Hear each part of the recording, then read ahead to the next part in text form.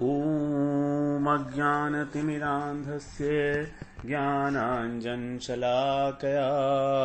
चक्षुरुन्मिलितं येन तस्मै श्रीगुरवे नमः। वाञ्छाकल्पतरुभ्यश्च कृपासिन्धुभ्यैव च पतितानां पावनेभ्यो वैष्णवेभ्यो नमो नमः।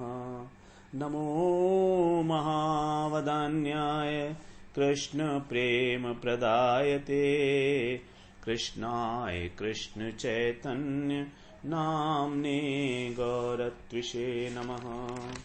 हे कृष्ण करुणा सिंधो दीनबंधो जगत्पते गोपेश गोपिका कांत राधा कांत नमोस्तुते। तप्त कांचन गौरांगी राधे वृंदावनेश्वरी वृषभानुसुते देवी प्रणमामि हरिप्रिये। वृंदायै तुलसीदेव्यै प्रियायै केशवस्य च कृष्णभक्तिप्रदे देवी सत्यवत्यै नमो नमः। श्री कृष्ण चैतन्य प्रभु नित्यानंद श्री अद्वैत गदाधर शिवसदि गौर भक्त वृंद। हरे कृष्ण कृष्ण कृष्ण हरे हरे, हरे राम राम राम हरे हरे। हरे कृष्णा। सर्वप्रथम मैं अपने गुरुपाद पद ओम विष्णुपाद अष्टोत्तर शत श्री श्रीमद् भक्तिवेदांत माधव गोस्वामी महाराज के चरण कमलों में अनंत कोटि दंडवत प्रणाम ज्ञापन करता हूँ। हम लोग श्रीमद् भगवद गीता के 7वें अध्याय श्रवण कर रहे हैं, जिसमें हमारा 29वां श्लोक चल रहा है, जिसमें भगवान ने बताया है जरा मरण मोक्षाय मामाश्रित्य यतन्ति ये ते ब्रह्म तद्विदु कृष्णम अध्यात्मम कर्म चाखिलम। भगवान बताते हैं कि जो वृद्धावस्था और मृत्यु से मुक्ति पाना चाहता है और वो मेरा आश्रय लेकर जब यत्न करता है, तब वो 3 चीजें जान पाता है। ब्रह्म को जान पाता है, जीवात्मा का स्वरूप क्या है वो जान पाता है, और कर्म को जान पाता है। तो अपना स्वरूप जानकर फिर वो जब कर्म को जानता है तो कर्म उसका सेवा होती है, क्योंकि फिर वो मेरी सेवा करता है। अपना स्वरूप जान गया तो साधक जीवात्मा का स्वरूप जानना मतलब अपना स्वरूप जानना, और अपना स्वरूप जान के फिर वो भगवान की सेवा करता है। तो वहां पर फिर वो जो कर्म है उसको कर्म ना कह के सेवा की संज्ञा दी जाती है, और तब वो जो है इस जन्म मरण से मुक्त हो पाता है।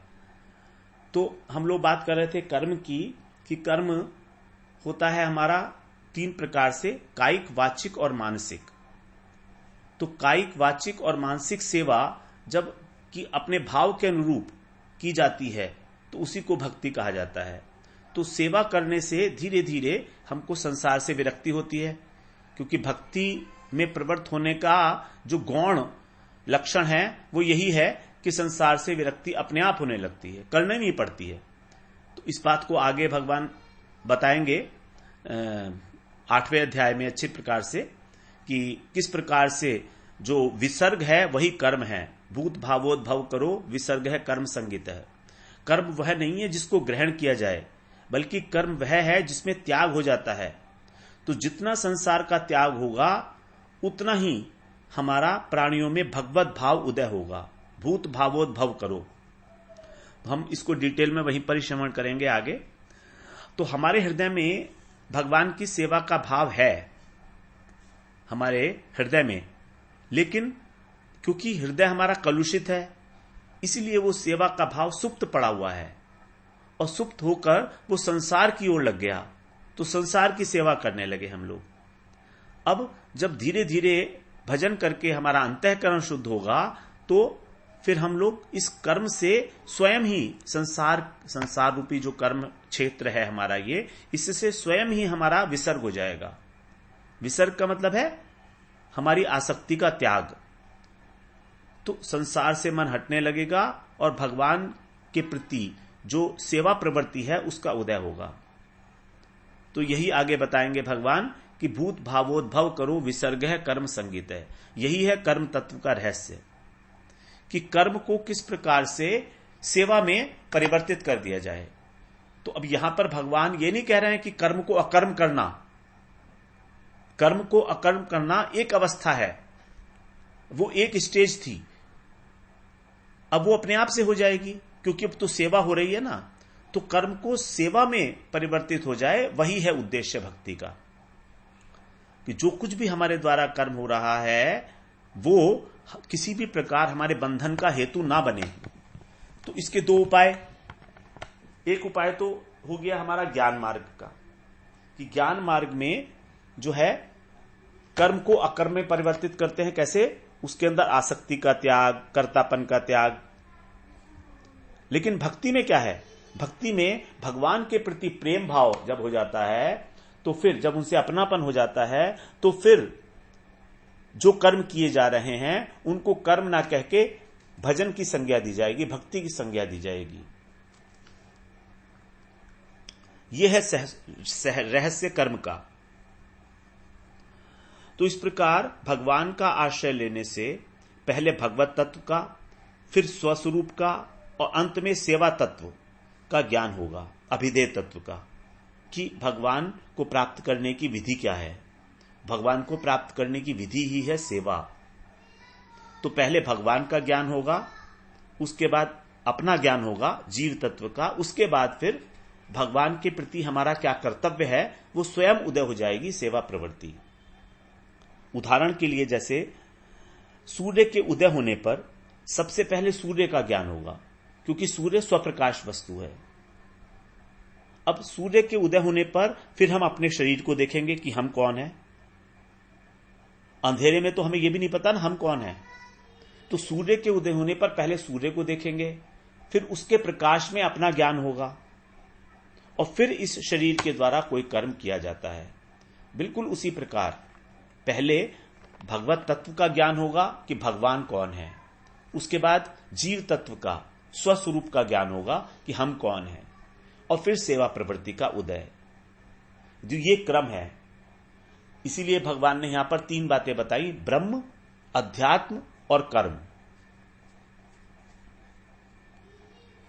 तो पहले जो भगवान ने 4 प्रकार के भक्त बताए थे,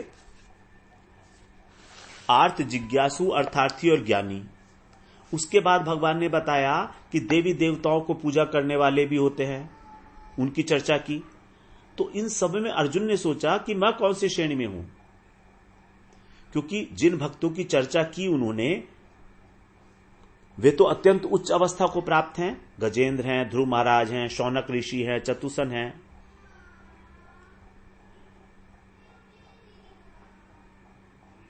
तो वो साधक तो है नहीं, वो तो भगवान पहले साधन कर चुके हैं, बहुत बहुत साधन कर चुके हैं। इसीलिए भगवान ने 29 और 30वें श्लोक में अब उनकी चर्चा की है जो साधन कर रहे हैं।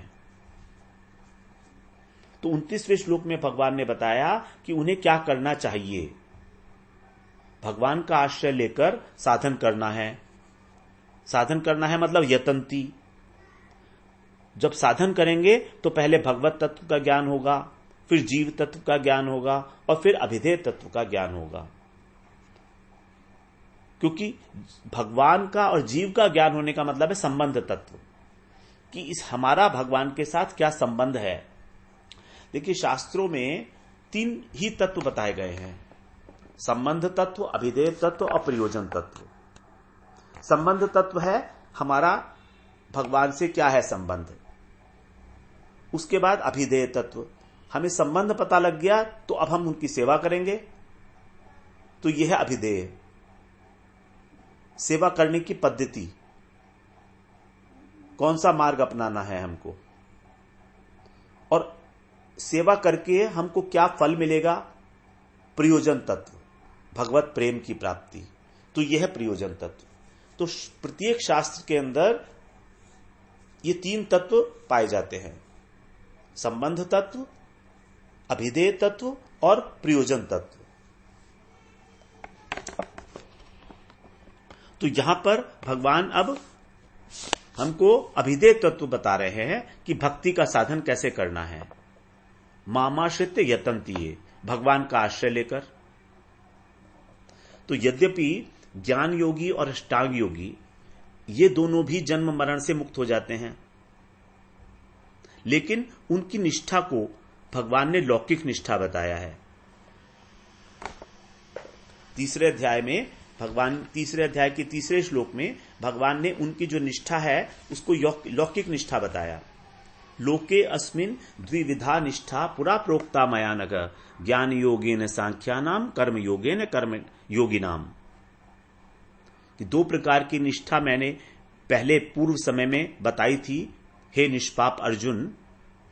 ज्ञान योगेन सांख्यानाम, तो ज्ञान योगी जो है उनकी सांख्य निष्ठा, और कर्म योगी की कर्म योग निष्ठा, कर्म में निष्ठा। तो जो योगी हैं उनकी कर्म योग में निष्ठा। यहां पर जो योगी बताया है वो कर्म योगी और ध्यान योगी दोनों ही समझने पड़ेंगे, क्योंकि ध्यान योग जो है वो भी कर्म योग के अंतर्गत ही आ जाता है। हम लोग ये बात श्रवण कराए हैं पहले। तो दो प्रकार की जो निष्ठा है ये बताए भगवान ने लोके अस्मिन्, इस लोक में। इस लोक में मतलब इस मनुष्य लोक में। तो ये कौन सी निष्ठा है? लौकिक निष्ठा है।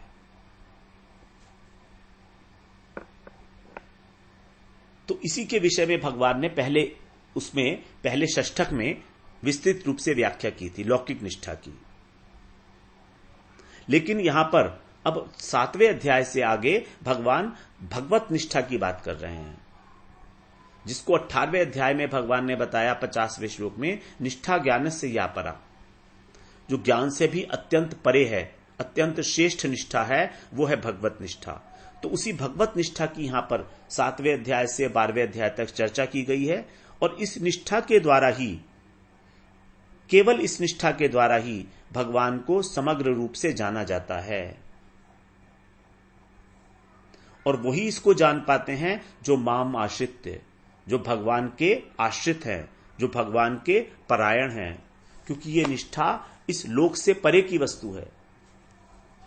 इसी निष्ठा का संकेत दिया था भगवान ने 4थे अध्याय के 10वें श्लोक में, वीत राग भय क्रोधा मनमया मामुपाश्रिता। मनमया मामुपाश्रिता, मामुपाश्रिता मेरे आश्रित होकर जो मेरा भजन करते हैं। वीत राग भय क्रोधा, जिनका राग भय और क्रोध खत्म हो चुका है। बहवो ज्ञान तपसा पूता मद भावम आगता, ऐसे अनेक जो हैं ज्ञान रूपी तप से पवित्र होकर अनेक भक्त मेरे भाव को प्राप्त कर चुके हैं, मतलब मेरी सेवा को प्राप्त कर चुके हैं। तो यहां पर भी कहा था 4थे अध्याय में भगवान ने केवल एक संकेत मात्र किया था। तो उसी संकेत को ही अब यहां पर 7वें अध्याय से आगे भगवान विस्तृत रूप से इसका वर्णन करने जा रहे हैं कि यह भगवत निष्ठा है।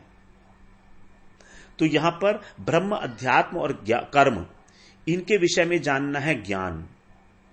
और अब अगले श्लोक में भगवान विज्ञान की बात करने जा रहे हैं, क्योंकि 7वें अध्याय में भगवान ने कितने ही श्लोकों में ज्ञान की चर्चा की और फिर विज्ञान बताया, ज्ञान की चर्चा की और विज्ञान साथ में बताया। दोनों को साथ में लेके चलना है, क्योंकि विज्ञान सहितम ज्ञान, यही कहा था उन्होंने पहले कि मैं तुझको यह बताऊंगा कि तुमको उस ज्ञान का अनुभव कैसे होगा। अनुभव करने का जो तरीका है वो क्या है, पद्धति क्या है, तो वही है भक्ति। वास्तव में वही है भक्ति। तो कर्म चाखिलम विदुहु, मतलब संपूर्ण कर्मों का जो तत्व है, तत्व उसको जानना, इसका अर्थ एक ये भी है कि वो ये जान जाते हैं कि सृष्टि की रचना क्यों होती है, कौन करता है और क्यों होती है, कैसे होती है। क्योंकि सृष्टि भी एक प्रकार से भगवान का कर्म है। भगवान ने संकल्प किया और सृष्टि की उत्पत्ति हुई। जैसे भगवान ने बताया था कि वो 4 प्रकार के वर्णों की रचना करते हैं, लेकिन फिर भी उनमें कर्तापन का अभिमान नहीं है। 4थे अध्याय में 13वें श्लोक में भगवान ने बताया चातुर्वर्ण्यं मया सृष्टं गुणकर्म विभागशः तस्य कर्तारमपि मां विद्य कर्तारम अव्ययम्। ये जो सृष्टि है इसके अंदर चातुर्वर्ण्यम, जो 4 प्रकार के वर्ण हैं, ब्राह्मण, क्षत्रिय, वैश्य और शूद्र, उनकी रचना मेरे द्वारा हुई है। कैसे हुई है? गुण और कर्म के अनुसार। लेकिन मैं उसका कर्ता होते हुए भी अकर्ता हूं। क्यों अकर्ता क्यों है? क्योंकि भगवान कर्म से लिप्त नहीं होते और ना ही उनमें कोई किसी प्रकार की कोई आसक्ति है कर्म के फल को भोगने की। हम कर्म की बात कर रहे हैं, इसीलिए हम लोग 4थे अध्याय का 13वां और 14वां श्लोक रेफर कर रहे हैं। 14वें श्लोक में भगवान ने बताया, न माम कर्माणि लिम्पन्ति न मे कर्म फले स्पृहा इति माम यो अभिजानाति कर्म भिर्न सबध्यते। कर्म के तत्व को जानने का मतलब है कि कर्म उसको बंधन बांध नहीं सकते। कर्म उसको कब नहीं बांध सकते? जो भगवान को ऐसा जानता है। कैसा? कि भगवान किसी भी कर्म से लिप्त नहीं होते, आसक्त नहीं होते। वो ये नहीं कहते हैं कि मैं करता हूं, और उनको कर्म के फल की भी इच्छा नहीं है। तो भगवान को इस प्रकार जानने का मतलब यह है कि वो साधक भी किसी भी प्रकार कर्म के फल से आसक्त भी नहीं होता और उसमें कर्तापन का भाव भी नहीं होता। क्योंकि भगवान तभी तो कह रहे हैं ना, अभिजानाति, जो मुझे इस प्रकार जानता है तो वो स्वयं भी ऐसे ही करेगा। क्योंकि जब मैं सब कुछ करके भी और अकर्ता हूं, तो सभी के लिए यही संदेश है, प्राणियों के लिए, मनुष्यों के लिए, कि हमें कर्म करते हुए भी अकर्ता रहना है।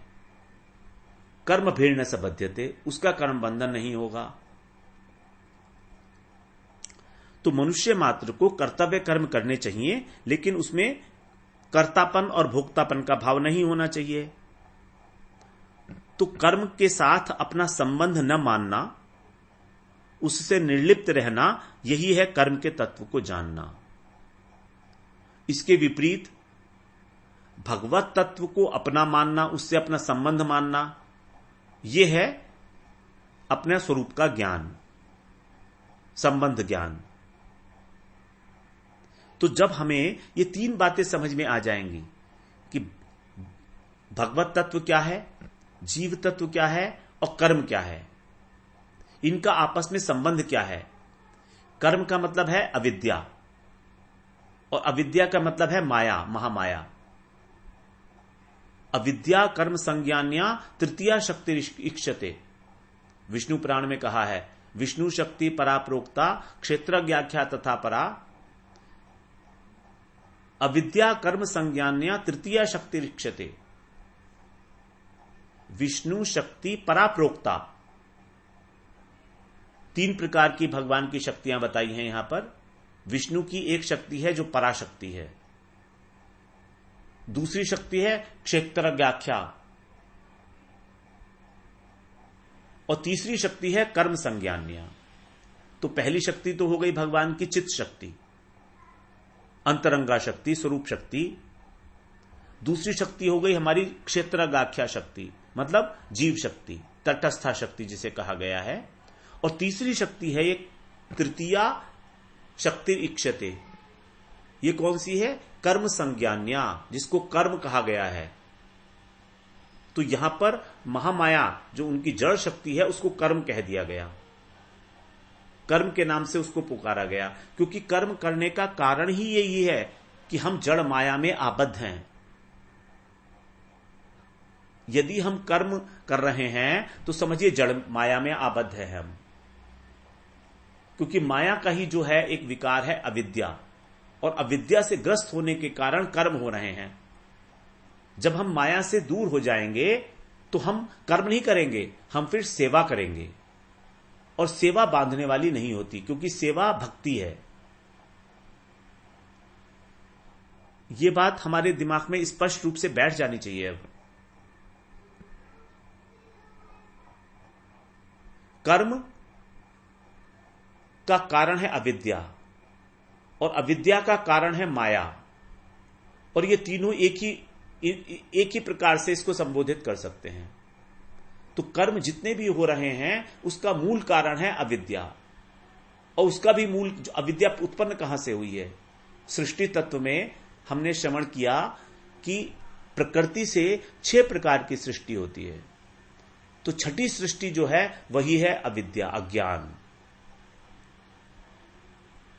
तो ये अविद्या के कारण ही हमसे कर्म होते हैं, और शुद्ध आत्मा जो है कर्म नहीं करती है, वो सेवा करती है, चिन्मय शरीर से चिन्मय भगवान की सेवा। इस प्रकार से हम लोगों ने यह श्रवण किया 29वां श्लोक, जिसमें 3 बातें बताई गई। ब्रह्म, अध्यात्म और कर्म का रहस्य। जो भगवान की सेवा करता है, जो भगवान का आश्रय लेता है, उसको ये तीनों चीजें ज्ञात हो जाती हैं। अब हम लोग 30वां श्लोक श्रवण करते हैं, जो इस अध्याय का अंतिम श्लोक है। ये वाले जो हमारे 29वें और 30वें श्लोक हैं, इनका उत्तर अब भगवान आगे देंगे। इनसे संबंधित प्रश्न पूछेंगे जब अर्जुन, तब उसका उत्तर देंगे, क्योंकि ये जो दोनों श्लोक हैं ये बहुत मुश्किल है, कठिन है थोड़ा समझने में, इसका रहस्य क्या है।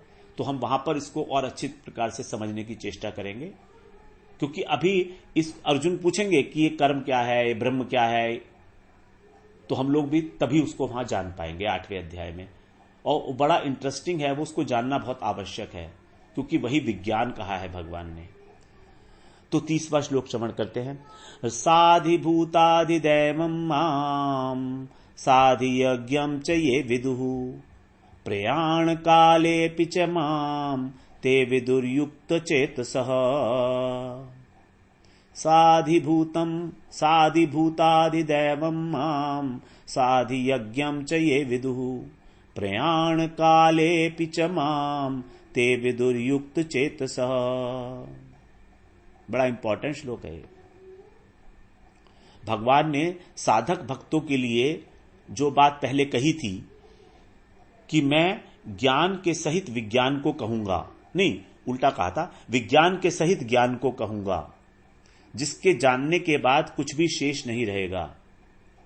उसी बात को ध्यान में रखकर अब भगवान ने 29वें श्लोक में ज्ञान की बात की और यहां विज्ञान बता रहे हैं। विज्ञान मतलब विशेष रूपेण ज्ञान, जिसको अनुभव किया जा सके। तो इसमें क्या बता रहे हैं?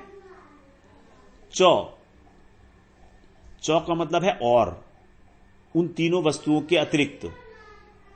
कौन सी? ब्रह्म, अध्यात्म और कर्म, इन तीनों के अतिरिक्त। स अधिभूतम अधिदैवम माम। और जो मनुष्य, ये माने जो मनुष्य, स अधिभूत अधिदैवम, स माने सहित, अधिभूत और अधिदेव के सहित, चौ माने और, आगे एक और चीज बता रहे हैं, स अधियज्ञम, अधियज्ञ के सहित, माम माने मुझे, विदु माने जानता है। जो व्यक्ति मुझे अधिभूत, अधिदैव और अधियज्ञ के सहित जानता है, ये 3 टेक्निकल वर्ड्स, अधिभूत, अधिदैव और अधियज्ञ के सहित जानता है, ते का मतलब वे लोग, युक्त चेतसः, जिनका चित्त मुझ में युक्त हो गया है। जिनका चित्त मुझ में युक्त हो गया है मतलब मुझ में जुड़ गया है, मतलब मुझ में आसक्त हो चुका है, ऐसे लोग। तो भगवान में आसक्ति के लिए ये 6 चीजें जाननी पड़ेंगी। वे लोग, वे मनुष्य प्रयाण काले का मतलब मृत्यु का समय, मृत्यु के समय में भी मुझे जानते हैं, अर्थात मुझे प्राप्त करते हैं। तो भगवत प्राप्ति का एक साधन भगवान ने 7वें अध्याय में पूरा बता दिया। हमें जानना होगा ब्रह्म को, अध्यात्म को, कर्म को, और इसके साथ अधिभूत, अधिदैव और अधियज्ञ को भगवान के सहित, इनके सहित भगवान को जब जानेंगे हम, तब हमारा मन भगवान में आसक्त हो जाएगा। फिर हमारे चित्त में कुछ और नहीं उठेगा। और तब उस समय जब हमारा आवेश भगवान में हो जाएगा, जब युक्त चित्त हो जाएगा हमारा, जब हमारा हृदय शुद्ध हो जाएगा, चित्त शुद्ध हो जाएगा और भगवान में ही लग जाएगा, युक्त चेतस्य का मतलब जुड़ जाएगा, फिर तो हमेशा ही भगवान का श्रवण, भगवान का ही कीर्तन, भगवान की चर्चा, भगवान का स्मरण। तब क्या होगा? अंत समय में भी भगवान की ही प्राप्ति होगी। यही है विज्ञान। भगवान को जानना, विज्ञान सहित जानना। तो जो ज्ञान विज्ञान के सहित है, उसका है ये फल कि मृत्यु के बाद, शरीर पतन होने के बाद भगवत प्राप्ति। प्रयाण काले अपि च माम, जो प्रयाण काल में भी मुझे ही याद करेगा वो। अपि का मतलब प्रयाण काल होते हुए भी। जबकि जब प्रयाण काल होता है, जब मृत्यु का समय होता है, तो बहुत मुश्किल होता है भगवान को याद करना, क्योंकि हमारे अंदर जो 3 विकार हैं, कफ, वात और पित्त, ये असंतुलित हो जाते हैं और हमारा कंठ जो है वो अवरोध हो जाता है उसके अंदर। कंठावरोधन विधौ स्मरणम कुतस्ते।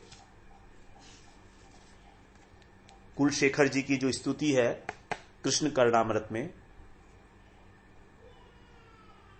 मुकुंदमाला स्तोत्र में, कृष्ण कर्णामृत में नहीं, मुकुंदमाला स्तोत्र में, कृष्ण त्वदीय पद पंकज पंजरांतम अद्येव में विशतु मानस राजहंस। प्राणो प्रयाण समय कफवात पित्तै कंठावरोधन विधौ स्मरणं कुतस्ते।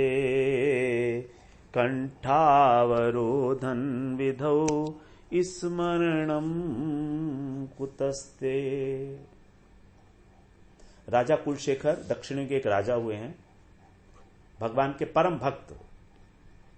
वो स्तुति करते हुए कह रहे हैं, हे कृष्ण, त्वदीय पद पंकज पंजरांतम, आपके जो चरण कमल हैं वो पिंजरे के समान हैं, और आज अद्येव, अब इसी समय मेरा जो मन रूपी राजहंस है वो उसके अंदर विराजमान है, उस पिंजरे के अंदर कैद है, विशतु बैठा हुआ है।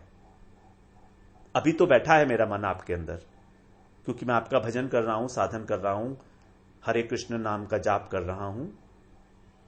अभी मेरा मन मुझे मालूम है कहां है, लेकिन जब मृत्यु का समय आएगा, प्राण प्रयाण समय कफ वात पित्तई, कफ वात और पित्त का ऐसा प्रकोप होगा, इतने असंतुलित हो जाएंगे कि मेरा जो कंठावरोधन विधौ, मेरा कंठ अवरुद्ध हो जाएगा। फिर मैं आपका स्मरण कैसे करूंगा? स्मरणम कुतस्ते, आपका नाम मेरी जीवा से कैसे निकलेगा? कोमा में न चला जाऊं मैं कहीं।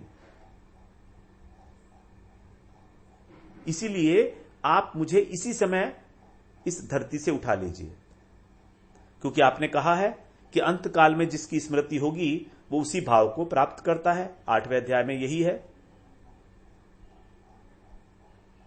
तो कितनी भावमयी प्रार्थना है राजा कुलशेखर की कृष्ण के प्रति। वो कह रहे हैं मुझे अभी उठा लो। अभी तो निश्चित रूप से मुझे पता है कि मेरा मन आपके चरण कमलों में है, और फिर तो आपको ले जाना ही पड़ेगा मुझे। बात की बात को क्या पता क्या होगा, जिस समय मृत्यु आएगी उस समय मालूम नहीं क्या होगा। तो इस प्रकार के भाव जो है भक्तों का होता है। फिर हम लोग इस 30वें श्लोक को आगे श्रवण करेंगे। वांछा कल्पतरुभ्यश्च कृपा सिंधुभ्यैव च पतितानां पावनेभ्यो वैष्णवेभ्यो नमो नमः।